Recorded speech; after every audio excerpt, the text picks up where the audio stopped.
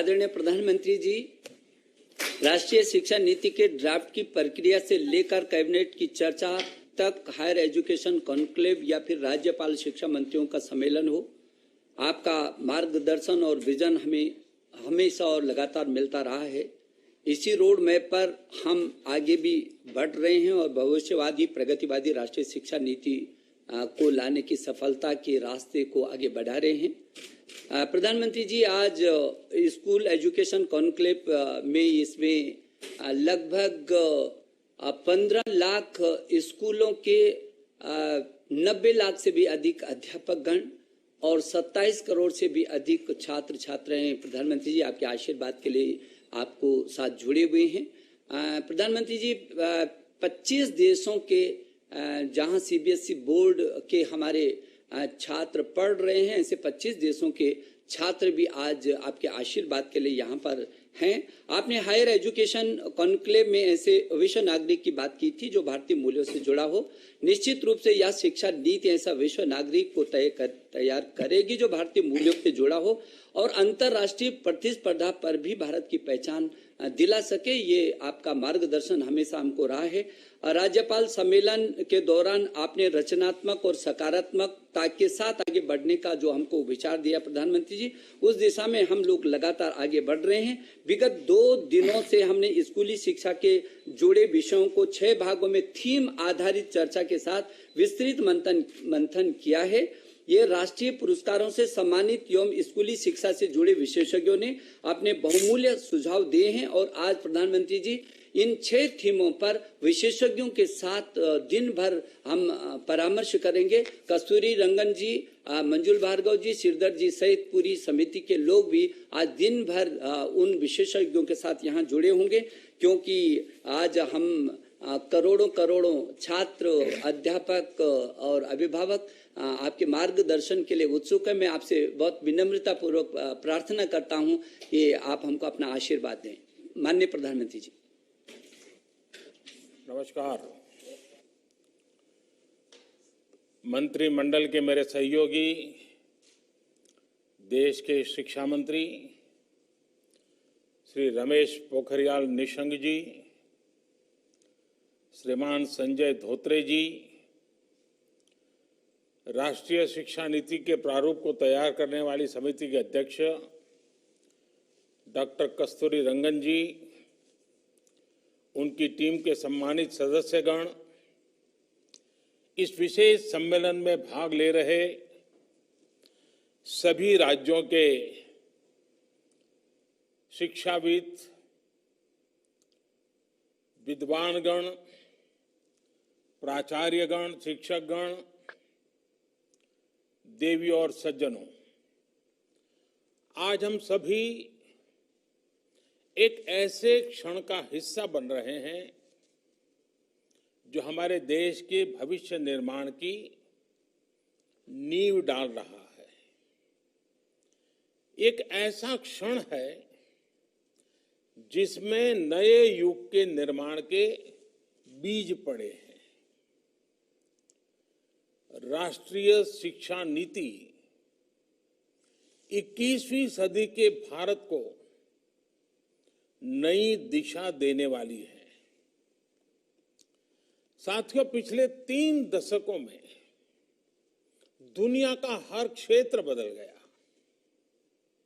हर व्यवस्था बदल गई। इन 3 दशकों में हमारे जीवन का शायद ही कोई पक्ष हो जो पहले जैसा ही रहा हो, लेकिन वो मार्ग जिस पर चलते हुए समाज भविष्य की तरफ बढ़ता है, हमारी शिक्षा व्यवस्था वो अब भी पुराने ढर्रे पर ही चल रही थी। पुरानी शिक्षा व्यवस्था को बदलना उतना ही आवश्यक था जितना किसी खराब हुए ब्लैक बोर्ड को बदलना आवश्यक होता है।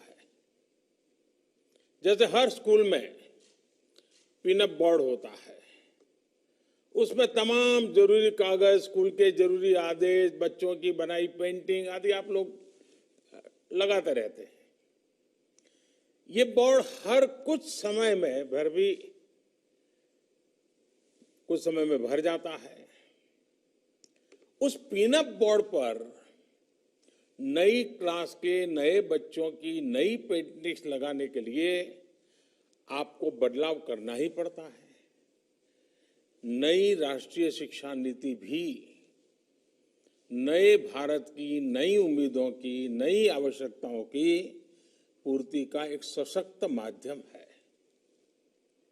इसके पीछे पिछले 4-5 वर्षों की कड़ी मेहनत है। हर क्षेत्र, हर विद्या, हर भाषा के लोगों ने इस पर दिन रात काम किया है। लेकिन ये काम अभी पूरा नहीं हुआ है। एक प्रकार से कहे तो ये काम की असली शुरुआत हुई है।